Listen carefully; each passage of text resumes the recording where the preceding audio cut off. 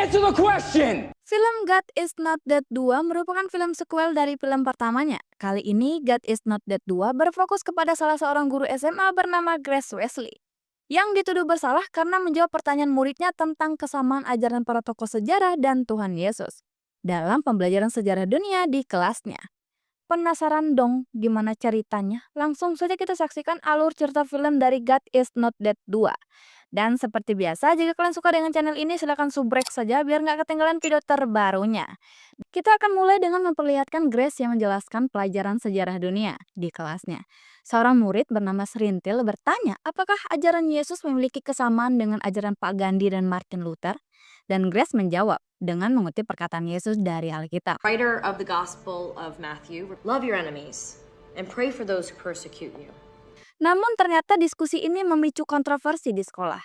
Seorang murid melaporkan Grace pada pihak sekolah. Grace yang kebingungan dipanggil oleh pihak sekolah menjelaskan apa yang terjadi sebenarnya. Di mana ia hanya berbicara tentang Yesus untuk menjawab pertanyaan yang diberikan kepadanya. Namun pihak sekolah mengatakan bahwa apa yang dilakukan Grace adalah sebuah kesalahan. Dan dewan sekolah sudah pasti tidak setuju dengan apa yang dilakukan oleh Grace. You believe your response was in line with district policy? Yes. Permasalahan ini mengantarkan ia bertemu dengan seorang pengacara berpenampilan ala kadalnya aja bernama Tom Adler. Grace terancam tidak hanya diberhentikan dari pekerjaannya, tapi juga akan menerima risiko yang sangat besar. Jika ia tidak mengaku bersalah, meminta maaf atas tindakannya, serta berjanji tidak akan lagi ikut atau berdiskusi tentang Yesus di masa depan. Mendengar hal tersebut tentu saja Grace menolak. Karena menurutnya ia memberikan jawaban yang jujur atas sebuah pertanyaan dari seorang siswa dalam pembelajaran sejarah. Serta ia juga mengatakan bahwa ia lebih suka berdiri bersama Tuhan Yesus dan diadili dunia daripada berdiri dengan dunia dan diadili oleh Tuhan Yesus. Mendengar hal tersebut, pengacara Grace menjelaskan kepada pihak sekolah bahwa mereka menolak untuk menarik kembali pernyataannya baik secara penuh maupun sebagian.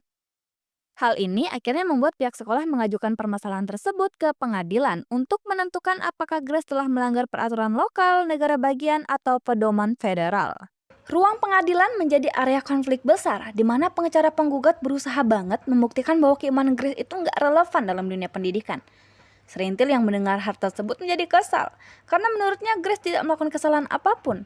Kekesalannya semakin besar setelah ia melihat bahwa orang tuanya setuju untuk bergabung bersama pengacara penggugat dan pihak sekolah untuk menjatuhkan Grace. Sidang pertama pun dimulai dengan memilih juri yang nantinya akan membantu hakim memutuskan apakah Grace bersalah atau tidak. Dan Pendeta Dev menjadi salah satu juri yang terpilih di sidang tersebut. Ada yang belum tahu cerita sebelumnya kah? Belum nonton kayak itu? Nonton dulu atuh ya, God Is Not Dead 1, linknya ada di kolom komentar, klik dulu ntar balik lagi sini. Sidang demi sidang pun dilalui oleh Grace. Sepanjang persidangan, mereka menghadapi tekanan yang sangat besar, baik dari pihak sekolah maupun dari pengacara penggugat, yang berusaha banget membuktikan bahwa Grace menggunakan posisinya untuk mengajarkan agama. Tapi meskipun demikian, imannya tidak goyah. You know what you won't find in there? Serintil yang mulai mempercayai Tuhan datang ke gereja dan bertemu dengan Martin, pemuda Cina yang juga sedang memperjuangkan kepercayaannya di hadapan orang tuanya.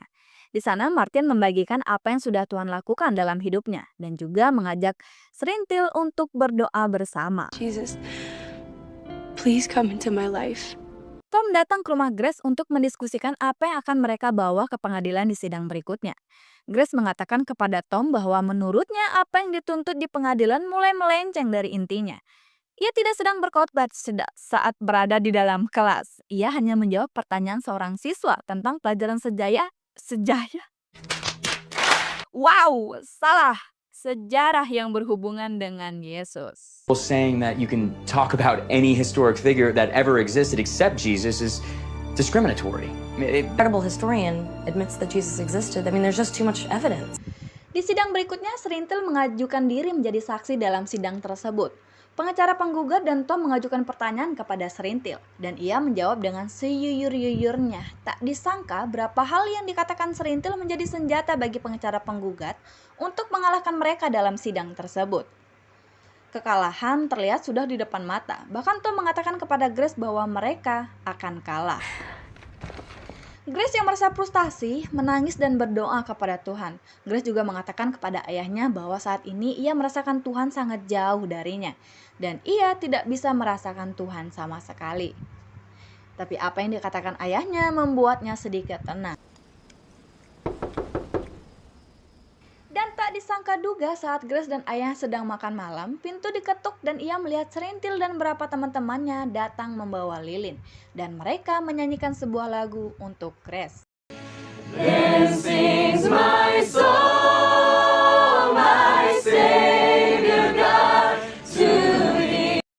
Grace merasa sangat terharu melihat apa yang dilakukan murid-muridnya. Di saat Grace merasa hampir putus asa dan mempertanyakan Tuhan kemana, Tuhan menunjukkan bahwa ia tidak pernah meninggalkan Grace dengan cara mengirimkan orang-orang untuk mendukung Grace. Seolah-olah Tuhan mengatakan bahwa ia tidak pernah sendiri melewati masalah tersebut. Sidang terakhir digelar. Tiba-tiba saja Tom yang biasanya berpenampilan ala kadalnya datang dengan setelan jas yang bagus dan sepatu baru yang kayaknya baru habis disemir itu. Hitam banget, Bang. Apakah dia ingin kalah dengan berpenampilan keren? Ya mana kita tahu. Dan secara mengejutkan, ia meminta Grace Wesley untuk menjadi saksi dalam kasus tersebut. Kayak aneh gitu ya. Kok yang dituntut jadi saksi buat kasusnya sendiri? Jangankan Mimin, Grace aja bingung. Dan Pak Hakim mengatakan bahwa ya boleh aja asal risiko tanggung sendiri ya Mas. Your Honor, I have one final witness to call.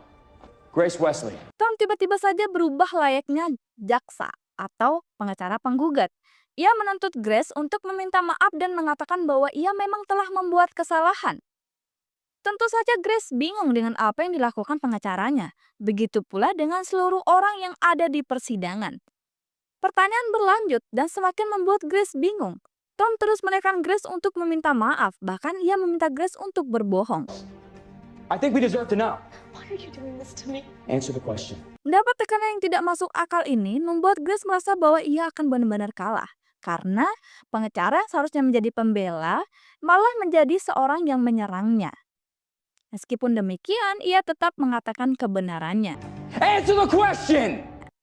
Dan pertanyaan selanjutnya, Tom menuntut Grace untuk memberitahu semua orang apa yang ia percaya dan bagaimana hubungannya dengan Tuhan. He asked, "Who do you say that I am?" "You are the Christ, the Son of the living God." Semua orang yang mendukung Grace bingung dengan situasi tersebut. Sedangkan pengacara penggugat terlihat sangat senang karena menurutnya Tom berbalik mendukung mereka alih-alih membela Grace. Sidang ditunda. Para juri akan mendiskusikan dan nantinya akan memutuskan akan membela dan mendukung siapa. Semua orang menunggu dengan cemas. Orang-orang yang mendukung Grace memilih untuk bersama-sama berdoa kepada Tuhan. Dan Amy meminta New Boys untuk mengajak semua orang yang menonton konsernya bersama-sama berdoa untuk Grace. Those people, or the judge and the jury, to let them know the beauty of your majesty. Begitu pula dengan Grace dan ayahnya. Semua orang berdoa untuk hasil yang terbaik dan nama Tuhan dipermuliakan. Dan ketika waktunya telah We, tiba, the jury, find it in favor of Grace Wesley. Yap, dengan suara yang bisa didengar oleh semua orang, juri mengatakan bahwa mereka memutuskan untuk membela Grace Wesley. Suatu kemenangan yang sangat luar biasa sekali di pihak Grace dan di pihak Tuhan. Tepuk tangan dan sorak-sorai memenuhi seisi ruangan menyambut keputusan tersebut. Serintil segera berlari untuk memberitahu semua orang bahwa Tuhan tidak mati. Tom meminta maaf kepada Grace karena bertindak seolah-olah menyerangnya tadi.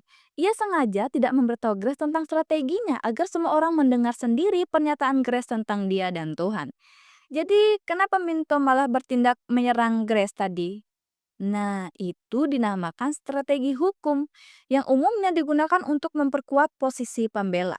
Strategi ini bertujuan agar juri melihat kasus ini secara objektif sehingga mereka dapat memenangkan pembelaan atas nama kebebasan berpendapat. Semoga kita semua paham ya, dan film pun tamat.